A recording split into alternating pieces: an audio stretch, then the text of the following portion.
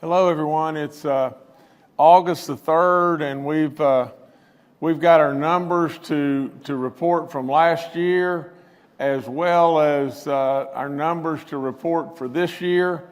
You know, I would lead off by saying just this, and then I'm going to pass the ball and let our Secretary of Revenue go through the whole process with you, go through, you know, what went on behind the scenes, and so you'll know.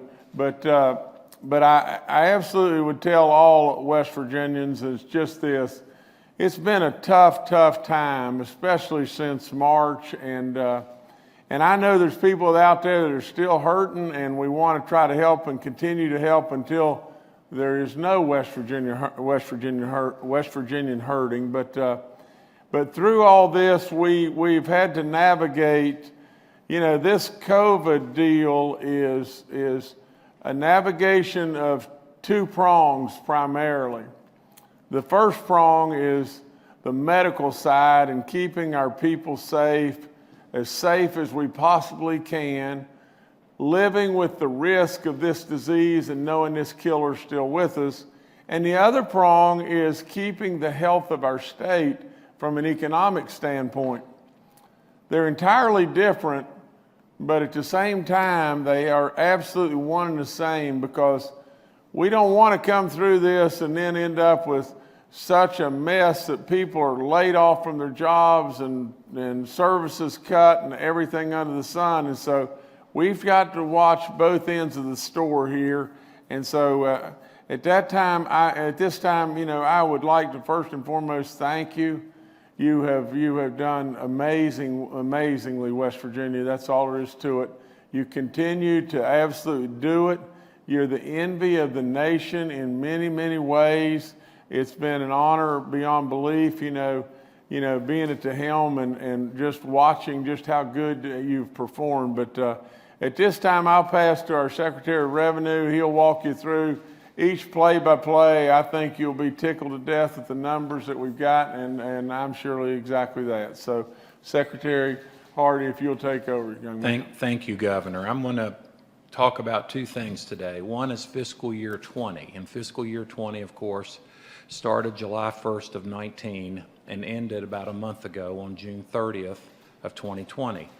Then I'm going to talk, of course, about fiscal year 21, which is the fiscal year that we just started, which we have finished our first month, which would be July of 2020.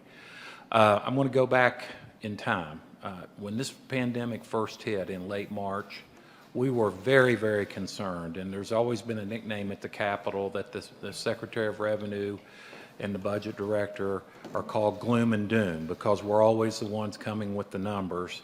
And when we came to the governor with our first set of numbers, I went back and looked, it was April 3rd of 2020. So this is probably 10 days into the pandemic, and we were getting ready to start the fourth quarter of fiscal year 20. And of course, at that time, we were doing pretty well. Our numbers we had gotten off to a rough start in fiscal year 20, but they kept getting better and better. And we were very close to being on balance and on target at the time that we held this meeting, which was around April 3rd. However, when we came to the governor, we had some harsh realities to deal with. The United States government had made the decision, I think rightly so, given the situation we were in, to defer income taxes from April 15th till July 15th. And that included the estimates that were due April 15 of 20 and June 15 of 20, and the 2019 annual payments, which were due April 15 of 20. When we totaled that number up, Mark Muco, who's a seasoned 36-year prognosticator here at the Capitol as a deputy secretary, thought that we would probably have 20% of our West Virginians go ahead and pay their taxes early, and that 80% would probably defer until after July 1st. In other words, they will go to July 15th. When we calculated that number, that led us to believe that we would have a $300 million immediate hole in our budget, which is very substantial because our budget is about $4.6 billion, so it's $300 million in one quarter.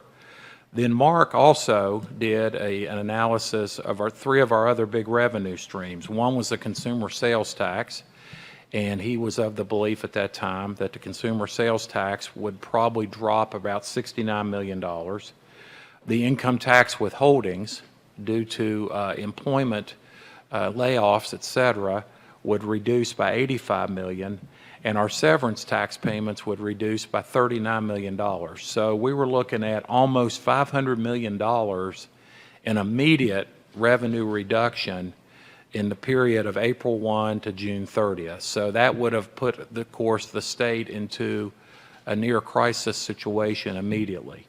We talked to the governor, and we decided that from that day forward, we would be meeting with the governor at least 5 days a week. And we had a standing meeting every day between 4 and 4:30, 5 days a week. And then a lot of times we would meet on weekends as well to start talking about how we could go forward without putting the state into a financial crisis. Some other things that we suggested to the governor that were suggested, but he opted obviously to tell us that those were bad ideas at the time. We raised the question of whether we should go to the rainy day fund. Of course, that has an effect on the state's financial security and our bond ratings. We talked about whether we should slow down income tax refunds. The governor told us under no circumstances should we do that. We should continue to keep our tax refunds going out on time. And we raised the issue of whether we needed to lay off state employees. And the governor said, under no circumstance do I want us to start laying off employees.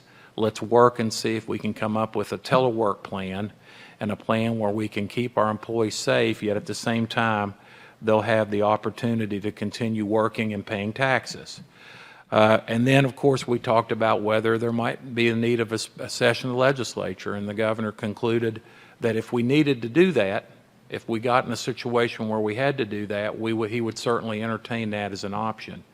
But he wanted us to try to come up with other ways and ideas on how we could get to the goal, which was to finish the fiscal year of June 30th. At that time, we told the governor, it was April 3rd, we told the governor that we were going to run out of cash by May 10th. So we were looking at a period of May 10th to June 30th where we did not have cash flow to run state government. He told us to go back and try to come up with ideas and ways that we could play chess and not checkers with our state finances and determine how we could get across the finish line. So we came up with several, and we had multiple meetings. One was we looked at the fact that the federal government had raised the Medicaid match rate for West Virginia. It had raised it from about 76% to about 81%. So we could see that that was going to generate relief to our Medicaid fund. And from that, we were able to reach over and start systematically but carefully with a plan, taking funds from the Medicaid surplus that we had in the budget, but knowing it would be replenished as the fiscal year moved on. We understood the CARES Act. The CARES Act was passed on March 27th, and we were told, grasp the CARES Act, put a team together on how to capitalize what we can draw down from the CARES Act, and we did that. We put together a team from the National Guard under the governor's direction, and we studied the CARES Act and learned that we could go back to March 1st and we could capture from the CARES Act funding to reimburse the state of West Virginia for many of the expenses that we were incurring in the CARES Act. And we ended up tallying up about $100 million worth of expenses. So that gave us an opportunity, if we needed to go to our CARES Act funding and reimburse the state for many of our eligible expenses. And I'm talking about emergency testing, PPE, FEMA funding, National Guard expense, all sorts of expenses that the state was spending to mitigate the epidemic or the pandemic that we were able to reimburse. And then the good news happened. The governor did tell us all along, and frankly I was a little skeptical, that the federal government, that he had been talking to the president, and that the federal government was going to start helping West Virginia and all the other states with many of these stimulus programs. And of course, one of them was the unemployment program that added $600 a week to the unemployment funds for West Virginia. And for those that had reduced work hours or were unfortunate enough to be laid off, that we would start seeing the economy even out by receiving many of these funds. So we were skeptical. This was the first part of April, and we walked out wondering whether the governor was right or wrong, but we found out that he was right, because as we got into May, our numbers started to brighten and get better, and we were able to systematically draw down the Medicaid funds, yet knowing that we would replenish those funds, and we did do that. The Medicaid fund has $171 million in it today, so we were able to replenish that. We were able to draw down, increase revenue. Many of the things that we thought were not going to happen, or that were going to happen, did not happen. In other words, consumer sales tax did better than we thought. Severance tax did better, and we were surprised by that. And then here was a real surprise, and this is a credit to West Virginians in general. Instead of 20% of our West Virginians paying their income taxes early, it ended up being 40%. So instead of having a $300 million shortfall, deferral of income tax revenue, we ended up having a $200 million shortfall because we received $100 million of early payments from West Virginians on their income taxes, where West Virginians just decided to go ahead and pay early. And that made a world of difference. And when we added that up, we closed fiscal year 20 yesterday, actually on August 1st, on Saturday, and we went from projecting $492 million short to a $28 million surplus. And I'm proud to report to the governor and the state of West Virginia that we ended fiscal year 20, as I said, $28 million surplus, which by state law, half of that surplus goes to the rainy day fund, and then $8 million will be unappropriated and available to the governor and the legislature. And the legislature, in its wisdom in our state budget, appropriated the remaining $6 million to the Milton Flood Wall project. So we have crossed the finish line on fiscal year 20, and it was borderline miraculous where we started on April 3rd and where we ended up yesterday, because we actually closed the books for fiscal year 20 yesterday. However, lots of work to do, because way back in April and May, we had to project what's fiscal year 21 going to look like. We knew by mid-May that the pandemic was going to continue and that it was going to affect fiscal year 21. And last year we had a challenging July, and we knew that July is always challenging for the state budget. But we started off with good news, because we had done so much work and so much accounting work and talking to the governor and consulting with the state's budget. We knew that the $200 million of state income tax revenue that was due to come in July 15th would be available to us. And that was just basically a surplus, an engineered surplus, that let us jumpstart fiscal year 21 in the month of July. Then we got a real surprise. The consumer sales tax in July just blew off the roof. It was up 11.6% compared to July of 19. So here we are in a pandemic, but our consumer sales tax went up 11.6% since last July. When you added that up, and then you added the $200 million, we are sitting on, as of July 31st, a $243.9 million cash surplus as of July 31st of 20. And again, that's about $200 million in deferred income tax revenue that we did not commit. We got through fiscal year 20 without using that money, plus about $44 million above our July estimate. And we had raised our July estimate back in early June, and we still came in $44 million ahead.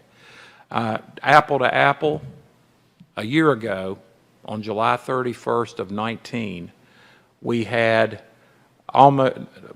nearly 5 times cash balance today that we had a year ago on July 31st of 19. Our cash balance is right at $244 million, and it was in the $50 million range a year ago. So when you think about where we've been since April, the first part of April, and where we are today at the end of July, it has taken a tremendous effort by West Virginians, a tremendous effort by the governor, meeting with us day in, day out, and believing that we would make a turnaround, capitalizing on the assistance that we've had from the federal government, and frankly, not drawing down all the money that we could have drawn down for the state from the CARES Act, which gave us an additional incentive to go ahead and create the small business grant program through the CARES Act. Instead of us using the money, we were able to do a lot of things creatively through our budget to allow the governor to have more money available for other programs such as the small business grant. So, Governor, I want to thank you for your vision. I want to thank Mark Muco for all the long hours and hard work he did, Mike Cook, our state budget director. This was not easy. We had no model to go by. We just had to go by day by day by day to figure out what to do when we had a once every century event here in the United States. And it certainly put a strain on our budget, but we feel like on the back end, we're healthier today than we were a year ago. So that's the story of fiscal year 20, the fourth quarter, and the first month of fiscal year 21. We're hoping as we move into August, things will continue in the positive route that they're going. But it's been quite a journey, and I'm glad. Somebody said it yesterday. This has probably been, I've been working a long time in a lot of different professions. This has been the biggest professional challenge that I've ever had, and I think probably the biggest one the governor's ever had. And we feel like that we collectively came to the right place. So with that, Governor, I'll turn this back over to you. Well, first and foremost, let me just say this, that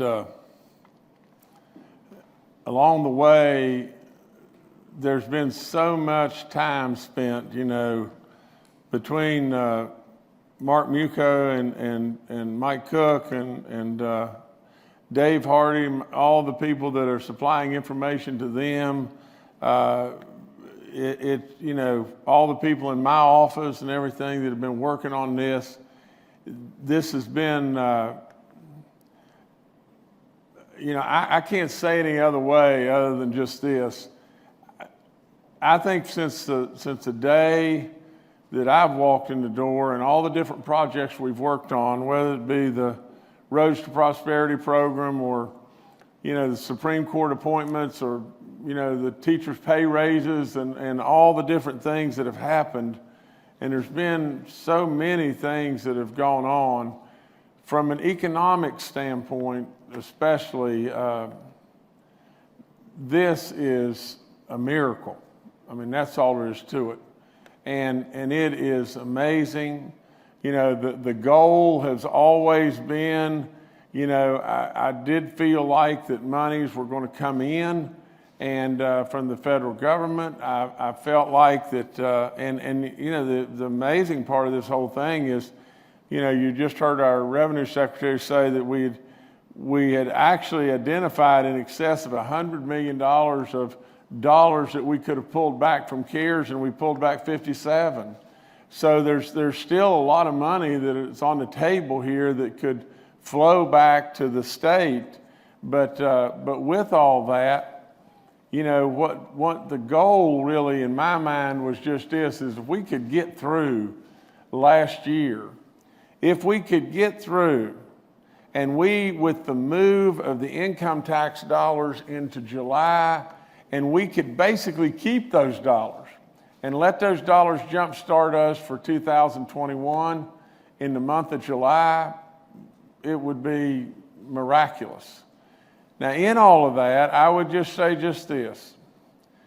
From the standpoint of how it all came into being, you know, we used one jar and took dollars down into one jar while not exposing any of us in any way, and then filling the jar right back up. And that's exactly what's happened. And at the end of the day, you see what the numbers are. The state of West Virginia is in profoundly great shape. But now, let's just go back to why.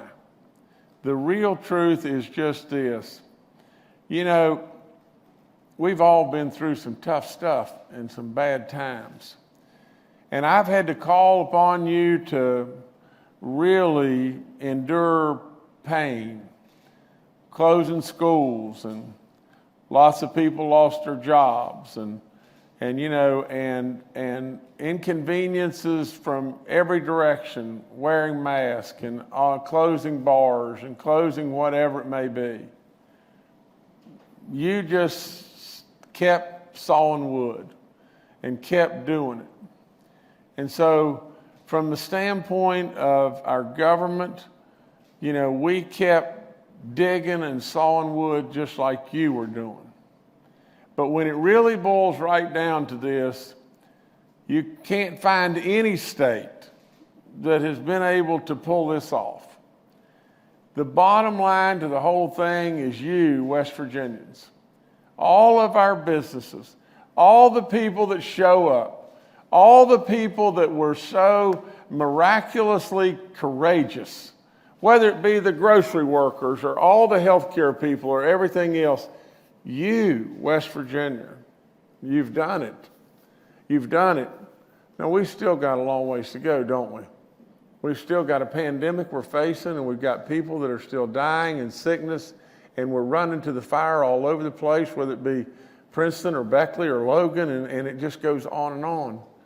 We've still got a long ways to go.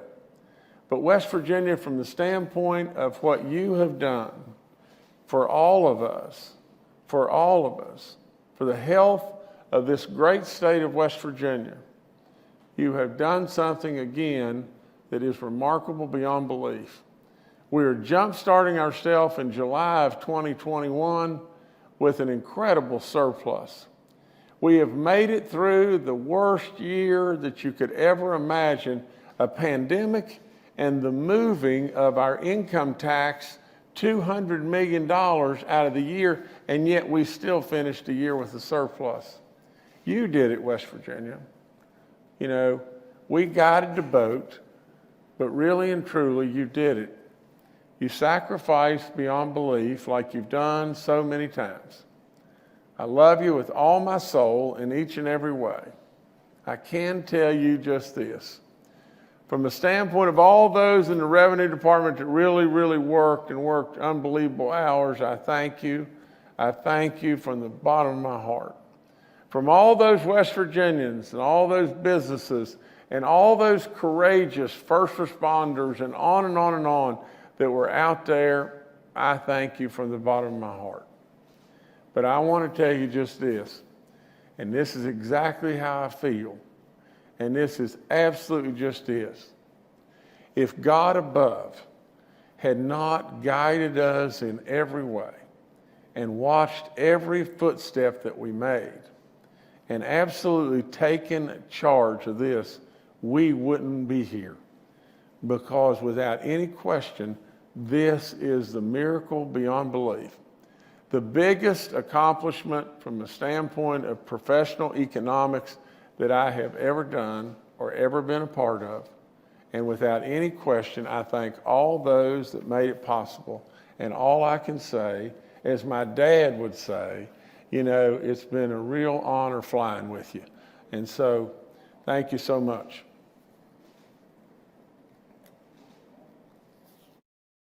All right, we'll go to media questions now. The first questioner we have today is Brad McElhenney with West Virginia Metro News.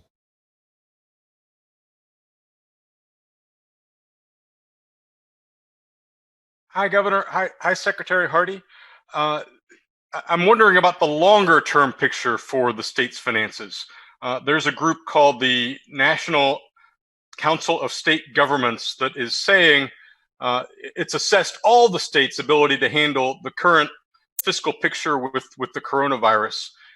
And that organization suggests that West Virginia does have the flexibility to handle this, but also anticipates a revenue plunge of $646 million this fiscal year for the state, along with increased Medicaid expenses of $101 million. Do your longer-term projections show anything like that? Thank you. Brad, let me lead off by saying just this. You know, we've all said 1,000 times forward that we don't, you know, we always want to be concerned, and we always want to continue to watch, and we always are surely first and foremost caring about those that have lost loved ones. Now, but let's just be real as to what's happening in West Virginia. We have the lowest, you know, severance taxes that are coming in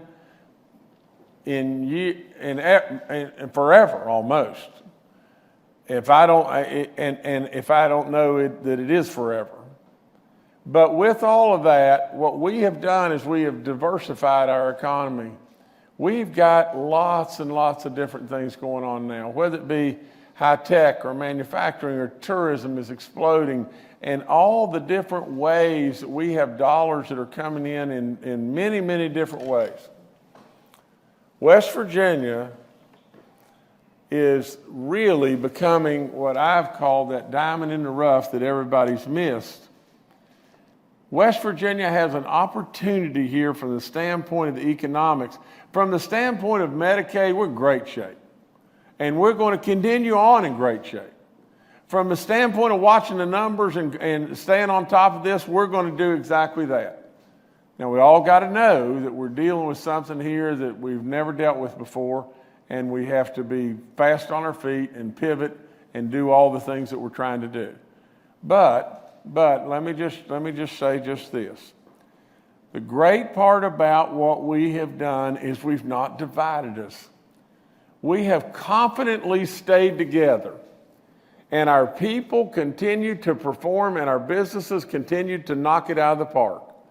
Now, when it really boils right down to it, if you're really straight and honest, these numbers are phenomenal beyond belief. The bottom line is we are diversified. And on top of all of that, as the dollars continue to flow to West Virginia from a forced stimulus package, and we're able to help those that are continuing to be on unemployment and get them back to work, or absolutely at least bridge and take care of them from the standpoint of paying the rents and things like that now that they got to be able to do. As we do that, you know, we just keep moving in the right way in West Virginia. There is absolutely, without any doubt in my mind, we have the chance, and I have said this from day one, we have the chance of coming out of this in better shape than when we entered this from an economic standpoint. You know, we always have to remember those that we've lost and those that are sick. So we still got a long ways to go, but we got a real shot. And Secretary, if you've got anything to add to that, please do. No, Brad, the numbers that you cited there, our numbers aren't consistent with that projection at all. And I might add, I've been on the phone recently with the bond rating agencies because we have our annual checkup coming with the bond rating agencies here in about 2 weeks. And in a general way, they've been very complimentary of West Virginia and highlighted that we have been able to do very well for our current fiscal year, and including our lottery bonds as well, and that one of the strong reasons why West Virginia has been able to do so well is we've been able to funnel our CARES Act funds appropriately without a lot of controversy, and the governor was able to do that, of course, through the legislation that was passed in West Virginia in 1982. So we don't agree with that projection at all. All right, thank you, Brad. Next, we'll go to Phil Kabler with the Charleston Gazette-Mail. Secretary Hardy, how much of this good financial numbers are propped up by the federal money that's been coming in? By my count, the $1,200 stimulus check is probably in the neighborhood of $1.6 billion, and the $600 a week extra unemployment benefit is probably additional a couple of billion, and of course that expired last week. How much of this economic resurgence is being propped up by these federal dollars? I don't think, Phil, there's a way you can measure exactly how much of it's from the federal dollars versus people working and spending money. I think that we'd all agree that the stimulus money obviously has an effect. It has to, because it's coming into West Virginia like it is the other states. But as far as quantifying the number, it would be impossible to do. I think Mark Muco, and I hate to speak for Mark, but I think Mark's been pleasantly surprised with how well our numbers have been coming in since probably mid-May, and particularly June and July. They've been good numbers. Let me jump in and answer that a little bit too. You know, Phil, here's where we were. You know, and somebody had to make the call, but we were at a crossroads where we were staring a $500 million deficit right in the face, and somebody had to make a call right then. And the call could have been, okay, well, we've got to invade rainy day right now, and we got to lay all kinds of people off, and we got to do this and that, and it could have resulted in an absolutely spiraling, out of control somewhat economy. Somebody had to make a call as to the dollars from the federal side that would come in and how they would play through the economy and really work. You know, I do have the opportunity to talk nonstop to the White House and all the financial people and everything else. I do have a lot of inside baseball information and everything. And the call at that time was, let's not go on high alert yet, because we feel like there's going to be a tremendous amount of dollars that are going to flow into the state. And they did. They did. You know, absolutely without any question, tremendous amount of dollars have flown into the state, whether they be in PPP, whether they be in CARES, whether they be in all the different things, you know, from unemployment to the stimulus checks to on and on and on.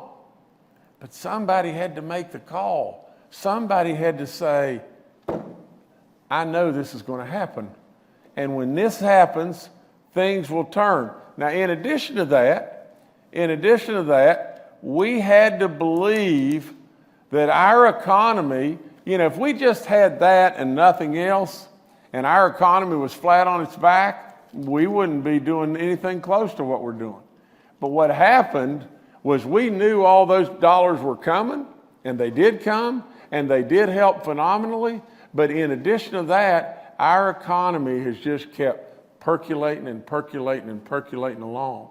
You see, and I've said it so many different times, but we had so many of our businesses classified as essential that we continued to work in this state. And now, what you're seeing happen now is all-time record, you know, sales tax revenues coming in and everything that can reflect in many ways to people continuing to work, plus the fact that people having stimulus dollars. And when you put the whole thing together, voila, look what you got. All right, thanks, Phil. Next, we'll go to Charles Young with WV News. Hi, this is Charles Young with WV News. What are the plans for the $244 million cash surplus? How will those funds be used? Thank you. Well, first and foremost, Charles, you know, we know, I mean, they're an insurance policy. I mean, they're a heck of an insurance policy. That's all there is to it. You know, all the other states right now are so upside down, it's unbelievable, and they're screaming to the high heavens, can we backfill revenue, and everything. Well, keep in mind, we've got $673 million of CARES money sitting over here in the bucket, and if they would come through and say, well, on your unemployment, deficits and everything, you're basically loaning money to prop up your unemployment out of the 678 so that we don't have to raise additional taxes or raise taxes on our businesses. And we've avoided that completely, But if they come out and say, we're going to forgive that, those dollars are available to us right off the get-go as well. And there's so many different things we can do, from absolutely just going, making a bigger splash in the pond on broadband to on and on and on. But this $243 million is an insurance policy. We know that in the months ahead, we're going to probably dip down a little bit below estimates and everything. And so we're going to have to draw back from this. But our secretary said it exactly right. This is an engineered surplus. We purposely worked our tails off to be able to keep the $200 million and keep it and start us this way. But what we're going to have to do, we're probably going to have to draw from this as we go through the year and everything.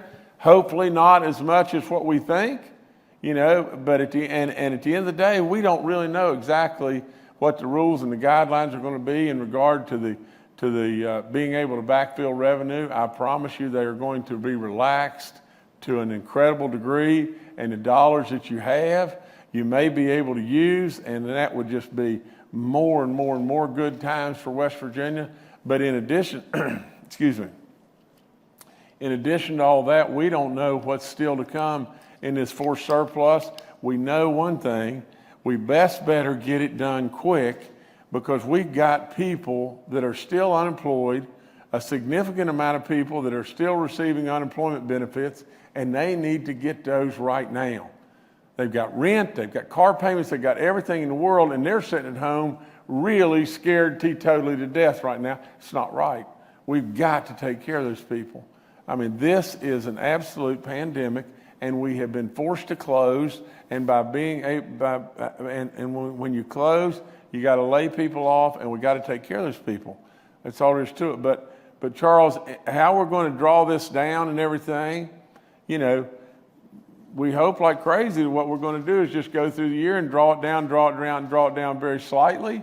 Then all of a sudden, this is an insurance policy for the first 6 months of the year. That's basically what it is. It was an insurance policy for the first 6 months of the year until December 31. By that time, we felt like the economy would be bounced back and moving. But we're continuing to move, and I'm very hopeful that what we're going to end up doing is maybe not drawing down this significantly, and who knows, we may even increase it. All right, thanks, Charles. Next, we'll go to Steve Adams with Ogden Newspapers. Hey, Steve Adams of Ogden Newspapers here. My question is, I know going into the fall, we had you had prepared and had asked state agencies to prepare for contingencies for the possibility of a mid-year budget cut, and that was just in a normal budget year. Are we considering or at least preparing for any type of contingency where another scenario like that might be possible? Say we don't get budget backfill in whatever the next coronavirus aid package is, and those revenue numbers come in below. Are we asking our state agencies to come up with scenarios in case that goes on? Thank you. Dave, I'm going to pass to you in just a second. I just want to say just this. I'll say this real quick. Stephen, we always are working with our agencies as to be prepared. Always we're trying to do everything we can possibly do to be prepared. But just like the last go round, what we did is we said, back in the fall, we said, we started the year out with a $33 million loss in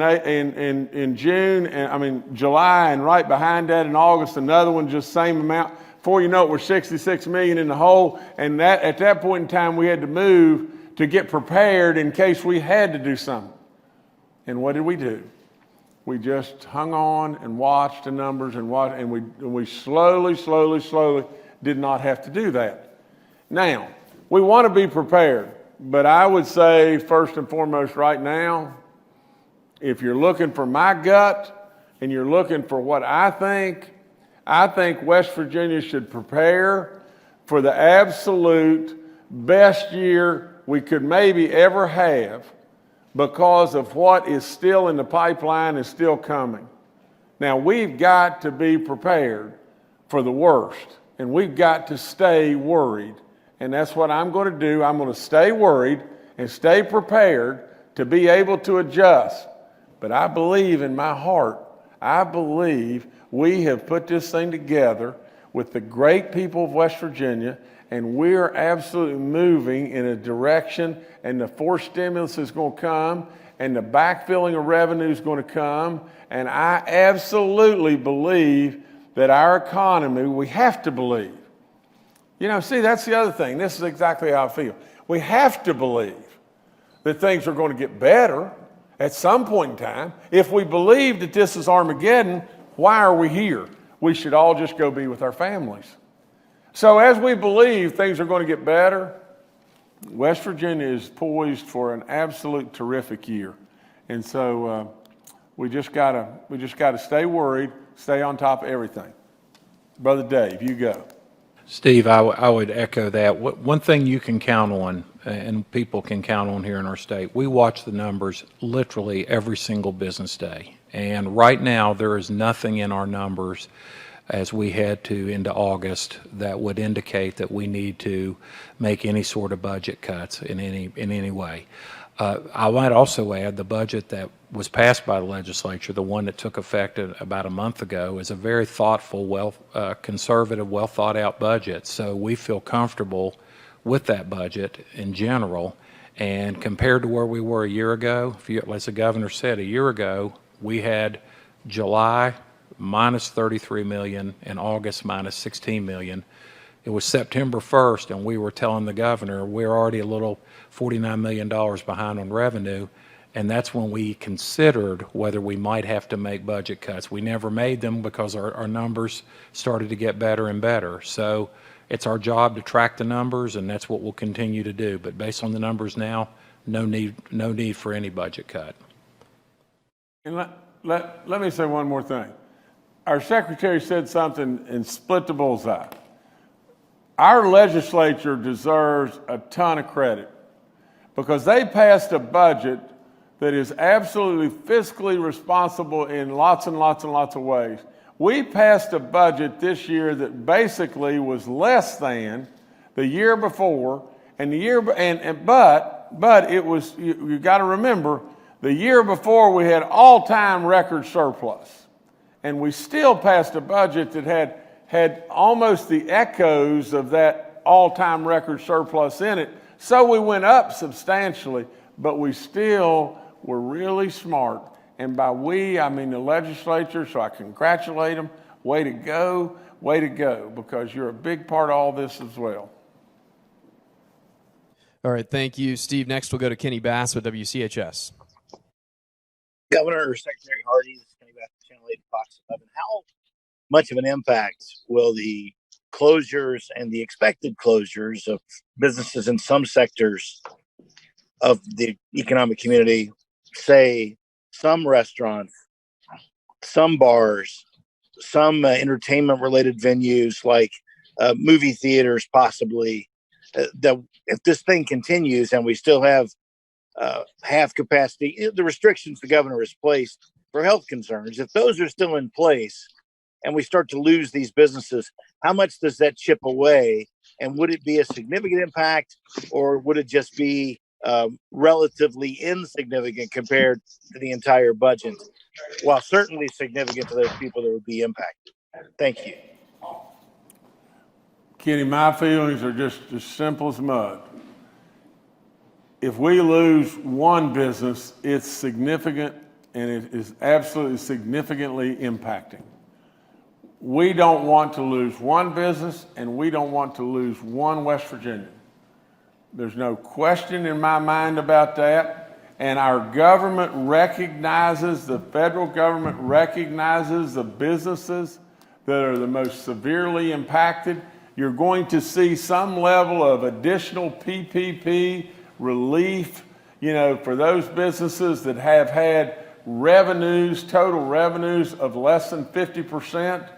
That's coming out and everything. At least I think I've got to qualify everything by saying, I'm not Nancy Pelosi. I'm not, Mitch McConnell. I am not the President of the United States, but all I have is a lot of inside information, and absolutely, we will try every way we possibly can to help all those businesses within our state to try to survive.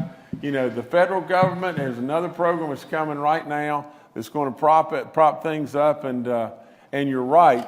You're right, Kenny. From the standpoint of our bars, our restaurants, with a limited capacity and all that kind of stuff, for those people sitting and listening to all these good numbers and everything, it's not happy times for maybe all those people. And not only that, I would just tell you just this, that they will affect our numbers as we go forward if we just let them die on the vine, and we're not going to do that. Last thing I would say is just this. Think of the potential positive impact on West Virginia as we continue to portray this place as the miracle, the safe place to come to, the miracle that what we have done from the standpoint of financing and looking through getting our people through this thing from the standpoint of the pandemic and everything. Think of what is happening right today in the real estate market and the housing market in West Virginia right now. It's booming beyond belief. And as we continue to do this kind of stuff, people come. Not only do people come, manufacturing comes, businesses come, startups from their home. As we increase broadband and do all this stuff, West Virginia, you're just moving, you're doing it. You're doing it in every way, and I couldn't be happier. All right, we have one more question. It's from David Beard with the Dominion Post. Hi, my question's relatively simple. I came in a bit late. I wanted to make sure I followed a few numbers correctly. I think Secretary Hardy said that from last fiscal year, there's a 28 million surplus, 14 goes to rainy day, 6 went to the flood wall, and 8 was unappropriated. Are those numbers correct? And do you have plans for that 8? Those numbers are correct. I don't know of any plans for the unappropriated 8 million. That would be up to the governor and legislature, but those numbers are correct. David, from my standpoint, I would leave that entirely up to the legislature as far as the unappropriated 8 million. I'm fine with anything that they would come up with in regard to that. And the other thing I'm just happy about is the Milton flood wall. It's a needed project. It's an absolute project that we want to fund. The problem is there's always lots of projects you want to fund, and before we know it, something like this, goes over budget, and then it stresses everybody, and it's the first thing that everybody would say, well, we don't need to do that and everything, and that's really and truly what came flying down the pike on that too. There was a lot of people that said it's over budget, it's going to be over budget, and therefore we don't necessarily need to do that. We may have to cut that out. But the great part about this and everything, we haven't had to cut it out, and I've been a proponent of staying the course, and we're going to stay the course, and we're going to get that built and preserve that great community from danger and make that great community continue to grow, because that's a hot spot for our state and everything, and there's lots and lots of good stuff that can happen there. All right, Governor, I'll turn it back to you to close out. I really don't have anything else. I thank everybody, and I keep going back to the exact same thing. I mean it when I tell you this. I mean it when I tell you that it's been an honor to fly with you. West Virginia, you have done unbelievable. To our revenue people and everything, what a job. what a job, and a lot of stress and a lot of putting up with me hollering and everything else. But what a job. And now we know there's still a lot of unfinished business in front of us. There's still a lot to worry about. I commend our people in every way, but I especially thank you, West Virginia. Great time of day. You are so good. You have just been pushed down in the past, but you are so good. And absolutely, I mean, I could never be more proud of just what West Virginians are doing. And I ask you, please, just do one thing. Stop and think about those that are still struggling, those that are unemployed, the people that are really hurting, and especially the families that have lost loved ones. We're going to get through this, West Virginia. You're doing great. Proud of you.